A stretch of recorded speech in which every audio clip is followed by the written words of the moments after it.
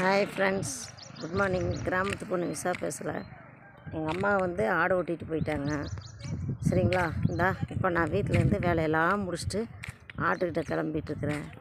இந்தா எங்கள் ஊரில் வந்து பாருங்கள்லாம் 100 நாள் வேலை பார்த்துட்ருக்காங்க. 100 நாள் வேலை வந்து உட்காந்துக்கிட்டு இருக்காங்க. நான் அப்படியே இங்கேருந்து ஆட்டுக்கிட்ட போயிட்டுருக்குறேன். எங்கள் அம்மா காட்டுக்குள்ளே ஆடு மேய்ச்சிட்ருக்குறாங்க. சரிங்களா?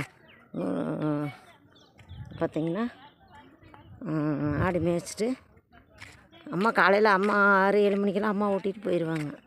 நான் வீட்டில் எல்லா வேலையும் முடிச்சுட்டு நான் பொறுமையாக காட்டுக்கு நடந்து போய் அப்புறம் அங்கே ஆட்டுக்கிட்ட நின்று அப்புறம் 2 பேரும் வீட்டுக்கு ஓட்டிகிட்டு வருவோம். ஓட்டிகிட்டு வந்து பட்டியில் விட்டுருவோம்.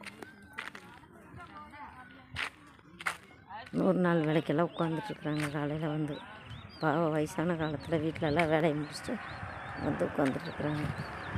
சரிங்களா? நான் அம்மாக்கிட்ட போயிட்டுருக்குறேன்.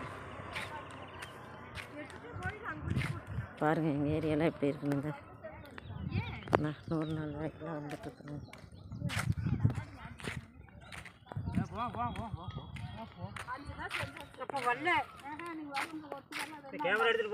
ஆமாம், ஆட்டுக்கிட்ட போகிறதில்ல. நீங்கள் தான் வரக்கூடாதுன்ட்டாங்களாம்மா ஆஃபீஸில்.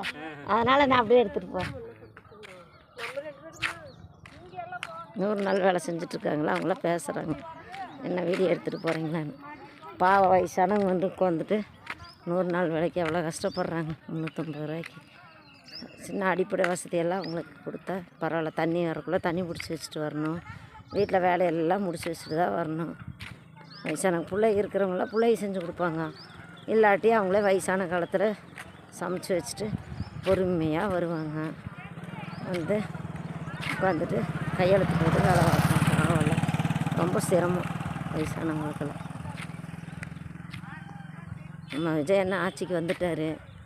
ஏதோ அவரை பார்த்து மக்களுக்கெல்லாம் கொஞ்சம் நல்லது செஞ்சாருன்னா நல்லாயிருக்கும்.